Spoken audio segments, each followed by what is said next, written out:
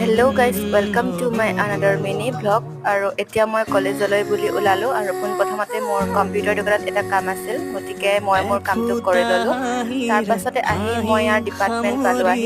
ডিপাৰ্টমেণ্টত ক্লাছ হৈ থকাৰ বাবে অকণমান সময় ইয়াতে ৰখিলো। তাৰ পাছত মোৰ মেজৰ ক্লাছ আছিল আৰু এয়া মেজৰ ক্লাছ মেমে ক'লে যে আজি মাইনৰ লগত কম্বাইন ক্লাছ কৰিব, গতিকে আমি গোটেইখিনি আহিলো আৰু মাইনৰ ৰুমলৈকে।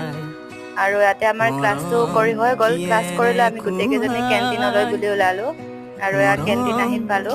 কেণ্টিনত আহি কিবা এটা খালো আৰু খাই লৈ এতিয়া মোৰ এছাইনমেণ্ট ছাবমিট কৰিব লগা আছিল। আজি লাষ্ট ডেট, গতিকে মেম আহি পোৱা নাই আৰু আমি গোটেইকেইজনী গৈ ডিপাৰ্টমেণ্টতে মেমৰ টেবুলত এছাইনমেণ্ট ছাবমিট কৰিলোঁ। আৰু এইটো দেখিছেনে, আমাৰ ছচিয়লজি ডিপাৰ্টমেণ্ট, বহুত বেছি ডাঙৰ নহয় ডিপাৰ্টমেণ্টটো। তাৰপাছত ক্লাছ শেষ হ'ল আৰু আমি গোটেইকেইজনী আজি নেমু পানী খালোঁ। নেমু খাই লৈ আজি ঘৰলৈ বুলি আহিলোঁ। তেতিয়াহ'লে আজিলৈ আহিছোঁ।